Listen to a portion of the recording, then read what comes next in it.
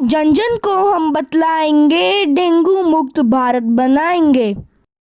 मैं अंश। आदर्श।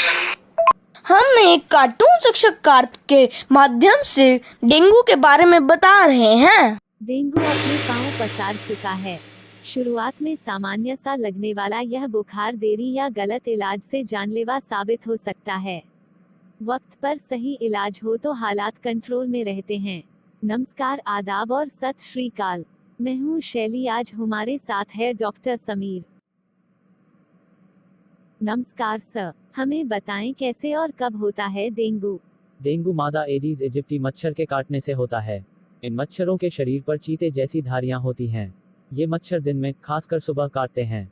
डेंगू बरसात के मौसम और उसके फौरन बाद के महीनों यानी जुलाई से अक्टूबर में सबसे ज़्यादा फैलता है, क्योंकि इस मौसम में मच्छरों के पनपने के लिए अनुकूल परिस्थितियां होती हैं।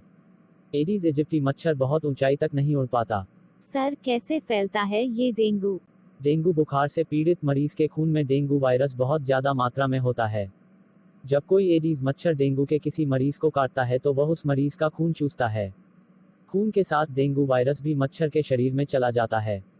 जब डेंगू वायरस वाला वह मच्छर किसी और इंसान को काटता है तो उससे वह वायरस उस इंसान के शरीर में पहुंच जाता है, जिससे वह डेंगू वायरस से पीड़ित हो जाता है। कब दिखती है ये बीमारी? आम आदमी कैसे जान पाए? काटे जाने के करीब 3 से 5 दिनों के बाद मरीज में डेंगू बुखार के लक्षण दिखने लगते हैं। शरीर में बीमारी पनपने की मियाद 3 से 10 दिनों की भी हो सकती है। डेंगू के लक्षण क्या क्या है? ठंड लगने के बाद अचानक तेज बुखार चढ़ना, सिर्फ मांसपेशियों और जोड़ों में दर्द होना, आंखों के पिछले हिस्से में दर्द होना जो आंखों को दबाने या हिलाने से और बढ़ जाता है, बहुत ज्यादा कमजोरी लगना, भूख न लगना और जी मितलाना और मुंह का स्वाद खराब होना, गले में हल्का सा दर्द होना, शरीर खासकर चेहरे, गर्दन और छाती पर लाल गुलाबी रंग के रैशेज होना। सर, कौन से टेस्ट होते हैं?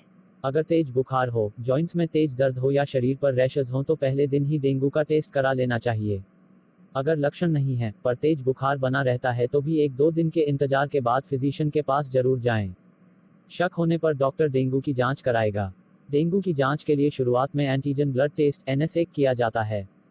इस टेस्ट में डेंगू शुरू में ज्यादा पॉजिटिव आता है, जबकि बाद में धीरे धीरे पॉजिटिविटी कम होने लगती है। यह टेस्ट करीब 1000 से 1500 रुपये में होता है। अगर 3-4 दिन के बाद टेस्ट कराते हैं तो एंटीबॉडी टेस्ट डेंगू सीरोलॉजी कराना बेहतर है। इसके लिए 600 से 1500 रुपये लिए जाते हैं।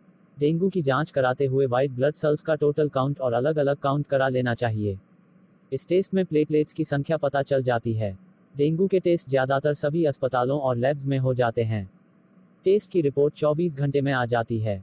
अच्छी लैब्स तो 2-3 घंटे में भी रिपोर्ट दे देती हैं। ये टेस्ट खाली या भरे पेट कैसे भी कराए जा सकते हैं। सर, प्लेटलेट्स की भूमिका कितनी होती है? आमतौर पर तंदुरुस्त आदमी के शरीर में 1.5 से 2 लाख प्लेटलेट्स होते हैं। प्लेटलेट्स बॉडी की ब्लीडिंग रोकने का काम करती हैं। अगर प्लेटलेट्स 1 लाख से कम हो जाएं तो उसकी वजह डेंगू हो सकता है। हालांकि यह जरूरी नहीं है कि जिसे डेंगू हो उसकी प्लेटलेट्स नीचे ही जाएं। प्लेटलेट्स अगर 1 लाख से कम हैं तो मरीज को फौरन हॉस्पिटल में भर्ती कराना चाहिए। अगर प्लेटलेट्स गिरकर 20,000 तक या उससे नीचे पहुंच जाएं तो प्लेटलेट्स चढ़ाने की जरूरत पड़ती है। 40-50,000 प्लेटलेट्स तक ब्लीडिंग नहीं होती। डेंगू का वायरस आमतौर पर प्लेटलेट्स कम कर देता है, जिससे बॉडी में ब्लीडिंग शुरू हो जाती है। अगर प्लेटलेट्स तेजी से गिर रहे हैं, मसलन सुबह 1 लाख थे और दोपहर तक 50-60,000 हो गए तो शाम तक गिरकर 20,000 पर पहुंच सकते हैं। ऐसे में डॉक्टर प्लेटलेट्स का इंतजाम करने लगते हैं ताकि जरूरत पड़ते ही मरीज को प्लेटलेट्स चढ़ाए जा सकें। प्लेटलेट्स निकालने में 3-4 घंटे लगते हैं। डेंगू से बच्चों में खतरा ज्यादा। बच्चों का इम्यून सिस्टम ज़्यादा कमज़ोर होता है और वे खुले में ज़्यादा रहते हैं, इसलिए उनके प्रति सचेत होने की ज़्यादा ज़रूरत है। पेरेंट्स ध्यान दें कि बच्चे घर से बाहर पूरे कपड़े पहनकर जाएं। जहां खेलते हों वहां आसपास गंदा पानी न जमा हो। स्कूल प्रशासन इस बात का ध्यान रखे कि स्कूलों में मच्छर न पनप पाएं। बहुत छोटे बच्चे खुलकर बीमारी के बारे में बता भी नहीं पाते, इसलिए अगर बच्चा बहुत ज़्यादा रो रहा हो, लगातार सोए जा रहा हो, बेचैन हो, उसे तेज बुखार हो, शरीर पर रैशेज हो, उल्टी हो या इनमें से कोई भी लक्षण हो तो फौरन डॉक्टर को दिखाएं। बच्चों को डेंगू हो तो उन्हें अस्पताल में रखकर ही इलाज कराना चाहिए, क्योंकि बच्चों में प्लेटलेट्स जल्दी गिरते हैं और उनमें डिहाइड्रेशन, पानी की कमी भी जल्दी होता है। अगर हमें जल्द पता चल जाए तो क्या इसका इलाज सरल हो जाता है? अगर मरीज को साधारण डेंगू बुखार है तो उसका इलाज व देखभाल घर पर की जा सकती है। डॉक्टर की सलाह लेकर पैरासिटामोल, क्रोसिन आदि ले सकते हैं। एस्प्रिन, डिस्प्रिन आदि बिल्कुल न लें। इनसे प्लेटलेट्स कम हो सकते हैं। अगर बुखार 102 डिग्री फ़ारेनहाइट से ज़्यादा है तो मरीज के शरीर पर पानी की पट्टियां रखें। सामान्य रूप से खाना देना जारी रखें। बुखार की हालत में शरीर को और ज़्यादा खाने की ज़रूरत होती है। मरीज को आराम करने दें। बरतें एहतियात कैसे रखें?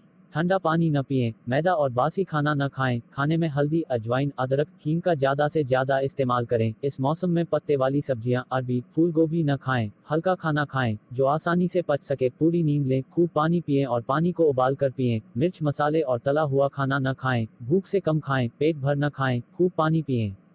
छाछ, नारियल पानी, नींबू पानी आदि खूब पिएं। धन्यवाद डॉक्टर साहब आपका। अब विदा लेते हैं आपसे। अपनी, अपनों की और अपने आसपास की सफाई अपने हाथ में है।